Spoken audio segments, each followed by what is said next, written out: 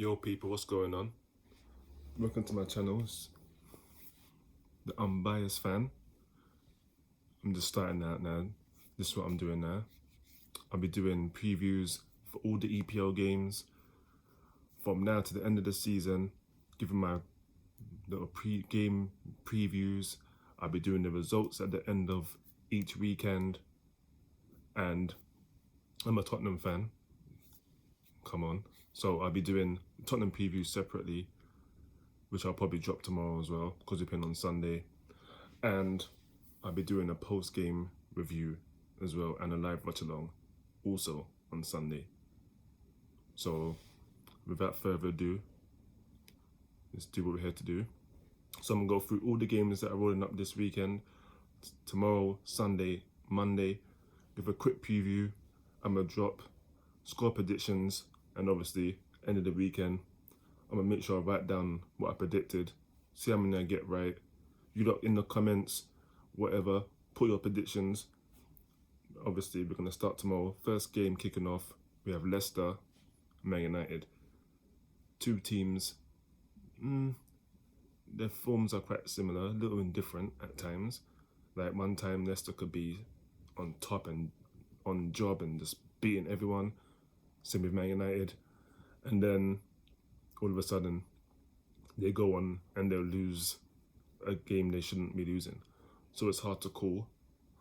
But I'm gonna probably go Man United don't really lose to Leicester, to be honest. They usually turn up. But with Jamie Vardy, can't count him out. James Maddison, he against my team last week, they were, if we're being honest, I'm not biased, they played us all over, they outplayed us. So I'll probably go with a draw. Am I gonna go with a draw? Yeah, I'm gonna go with a draw. I'm gonna say 2-2. I'm gonna go 2-2. I don't know who's gonna score, but for sure it's gonna be 2-2. I'm gonna go with a draw. I'm gonna say probably Vardy and most likely Rashford. But we'll see. I'm gonna say 2-2 in that one. And then you got Villa Palace. Again, two Villa's on form right now. They're doing really well. Palace is a tricky one because Palace can play like they did against Tottenham. And then you've got the Palace that plays against Liverpool that got slapped 7-0. So they're like a bag of rebels. You don't know what you're getting with Palace. But I think this one will probably be a draw, to be honest. I think this will be a draw. Or Villa, someone's going to get a late goal, maybe, to kill it. But I think it's going to be a draw. And this one, I'm going to go 1-1 Villa and Palace. That's my prediction, I'm sticking to it. And then you got Fulham, Southampton. To be fair, Fulham have got some good results. They've been performing lately. They've really stepped up. Because at the start of the season, I thought they were done. But in the last couple of weeks, they've got some good results. I remember they beat Leicester away, which is not an easy place to go to King Power and get a win. So for them to get a win, salute to them. And they've been unlucky in a few other games, if we're being honest. And Southampton, again, informed team. Danny Ings, if he's back, I'm not sure if he's back. But they've got Ward-Prowse on set pieces. Now, we know he's the best set piece taker in the Premier League. Like, there's no if, buts, or maybes. Like, we know this. If they get a free kick in a dangerous area, and Areola's he's a little shaky at times, if we're being honest. So, I think set pieces might help Southampton. And Fulham, defensively, are not really, they're not tall. Southampton, they've got Vestergaard. He's good in the air. They've got Danny Ings, ain't really the best. But Vestergaard, definitely a danger, for sure. But that game, I can't see anything but a Southampton win, to be honest. And I'm going to go 2-0 Southampton. And then we got the big game of the weekend, the London derby, Arsenal v Chelsea. And obviously, as a Tottenham fan, I can't stand either of them. Let me be honest. But I'm not, as I said, for my channel, I'm not unbiased. I'm not biased. So, Arsenal are just having bad. They're just not getting any results at all. And you love to see it as a Tottenham fan. I can't lie, I'm not going to pretend that, I'm unhappy about it, because I'm not. Because when they play in Europa League against those small teams, they're just obliterating them. But you see them in the league, and that same form ain't being reciprocated. And I don't know if maybe Arteta has to change his tactics, because he makes the same substitutes, he starts the same team pretty much all the time, same players on the bench. So the opposite manager knows what he's going to do. He knows the setup. He knows his tactics. He knows what subs he's going to make and what time. So it doesn't really give them like, oh, there's a surprise. Oh, I weren't prepared for that. And make them have to rethink their strategy. They know what they're going to do.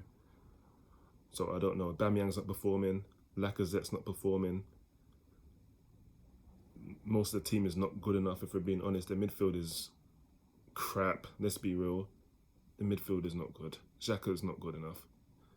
Danny Ceballos for me, no. El Neni, definitely not. Partey is their best midfielder and he's injured. So I don't know what they're going to do. They keep playing Bellerin at right back. He's not good enough at all. Cedric, not good enough.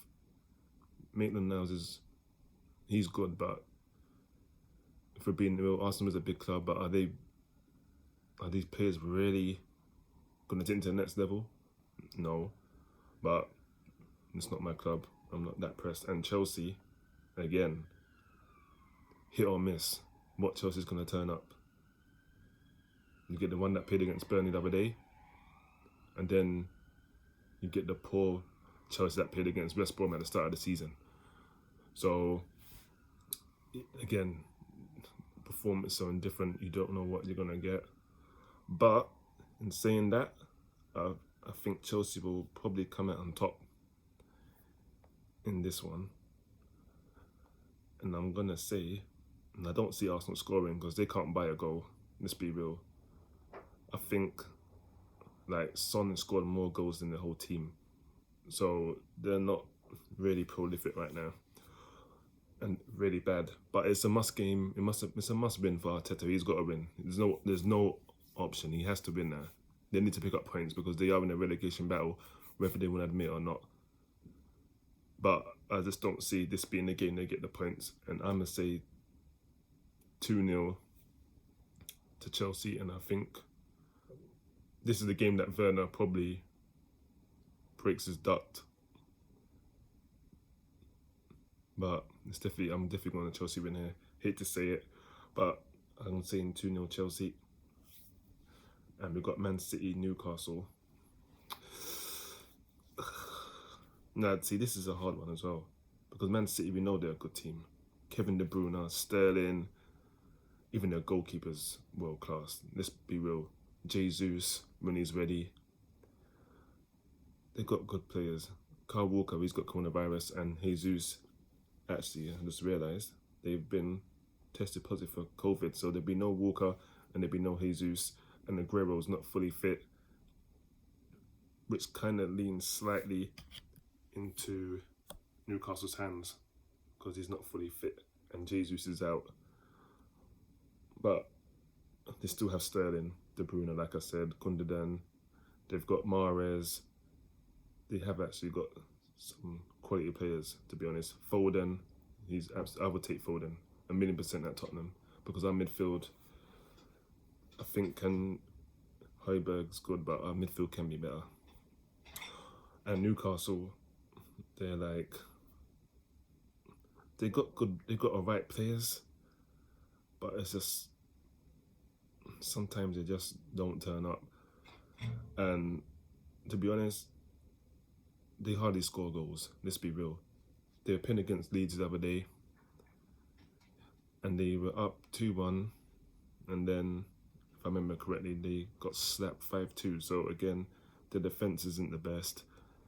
The goalkeeper, he's like 1 in 3 games we have a worldie. But I'm gonna have to go for a Man City win. and it's probably going to be not a high-scoring game. It might even be boring. But I'm going to go 2-0 to Man City. And Sheffield United, Everton, that's a good game. Because Sheffield United, to be fair, their position for me, bottom of the league. I don't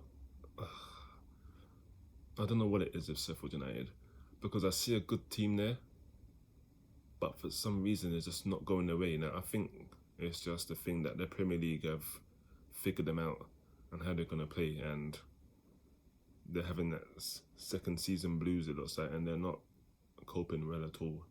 Their strikers cannot score. They've had a couple of injuries.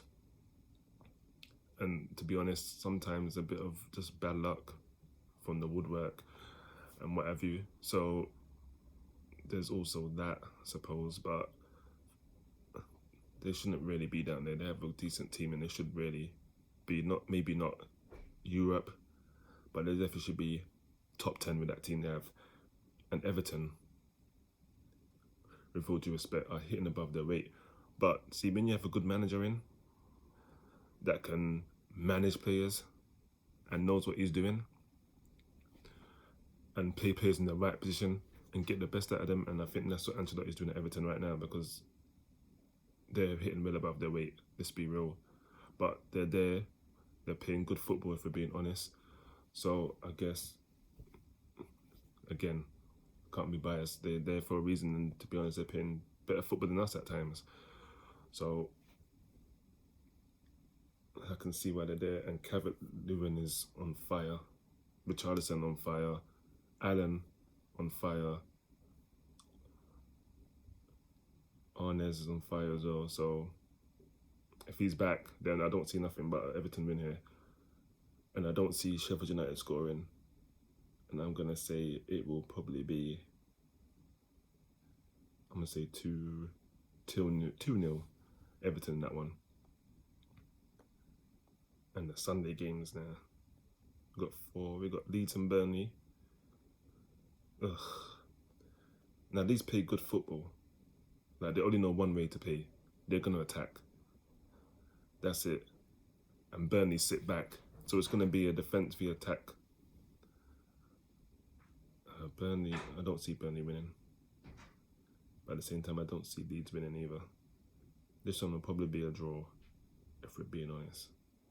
This one has a 0-0 written all over it. I can't see Leeds breaking down Burnley's defence. Their defence is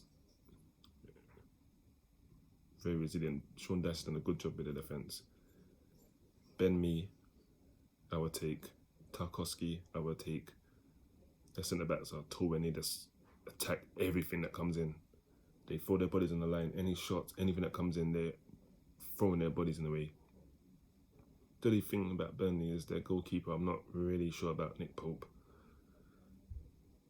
He seems a little, what's the word, a bit, sometimes clumsy and a little lazy at times. His distribution is not good, but he is a good shot stopper, if I'm honest. But this one, as I said, for me, he's got a draw of it, and I'm saying 0-0 in that one. It's going to be a stalemate, a bore, a snore fest. I'm going to watch it so I can give a review at the end. Or probably will drop on Tuesday after the last games, because the game's on Monday. So after that, I'll record my video and I'll drop it most likely on Tuesday. And West Ham, Brighton.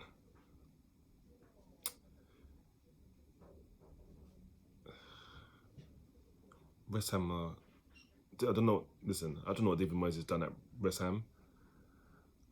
I don't know what he's put in their water and their Powerade. But West Ham are playing some football I don't usually associate with David Moyes, if I'm being honest. And he's got Declan Rice playing well. Antonio, before he got injured, playing well. Lanzini. Definitely Jared Bowen. He's one of their best players, if we're being honest. By a country mile, he's one of their best players in that team. Absolutely. Most things go through him. on that right hand side, he terrorizes everybody. He's quick, he's skillful, and he has a good left foot. Their striker, Haller, however, I'm not sure about Haller. He ain't there yet. And I don't know how much time they have to wait for him to turn up. This is his second season. He holds the ball reddish, but I think it's the fact that he's just got no pace. In the Premier League, pace is necessary, but if you're strong, like Harry Kane has no pace, but he can use both feet and he's got a good footballing brain. And Haller don't have that. And I think that's probably his problem. Like Firmino, he doesn't have any pace, doesn't score a lot of goals, but he's got a good footballing brain. He plays as a false nine and he does his thing. And Haller, I don't know if this is his best position or it's just not the league for him, or the way the team play, it just doesn't suit him. But either way, it ain't working. And Brighton, well, they play good football, to be fair to them. But their finishing sometimes is just woeful. I think they just need they got Danny Welbeck, actually, but I think they need a much better striker than him.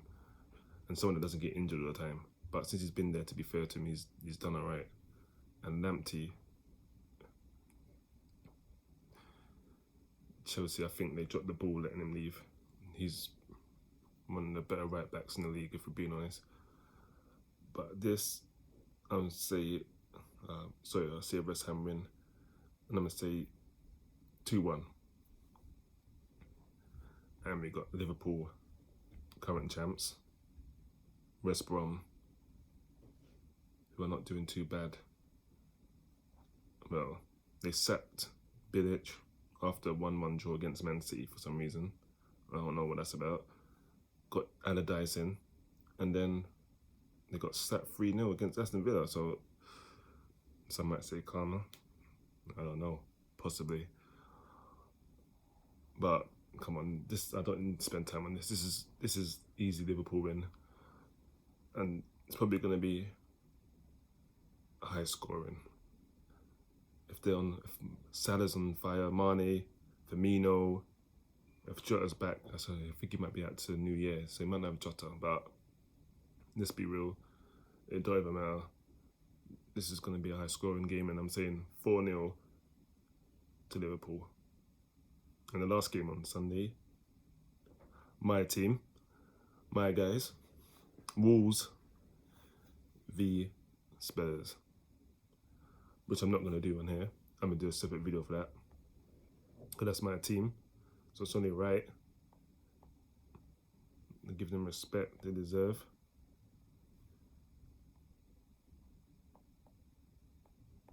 So that will be, oh no, that's it. Monday's different. We're not doing that because some teams are playing again on Monday, and there's some on Tuesday. So we're just going to do the Saturday, Sunday games.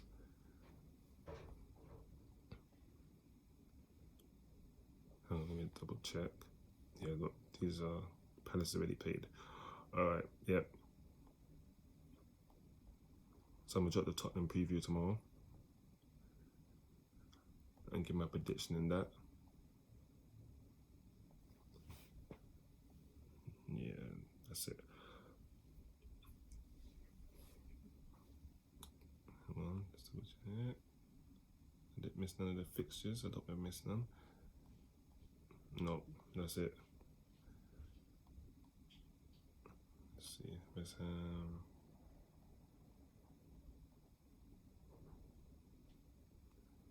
Yep, that's it. And as I said, Tottenham on shopping tomorrow. I'm gonna call that tomorrow and drop it.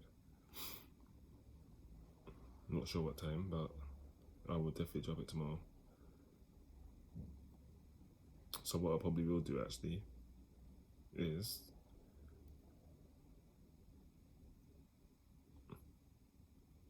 I will probably drop the review of all those games most likely tomorrow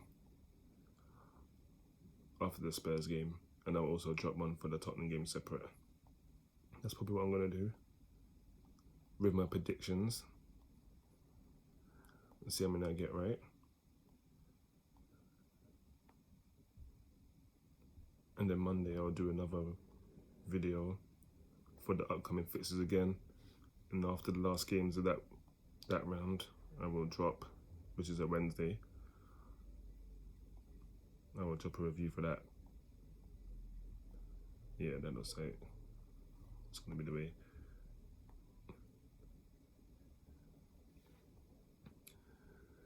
Anyway, that's that done. Make sure you like, subscribe, and in case you're wondering, in my review for tomorrow, the preview, I will be honest. There won't be no Tottenham winning 3-0, 4-0, none of that unrealistic. None of those unrealistic scores. It's going to be real. And I'll tell you more in my thing tomorrow, how I feel about that.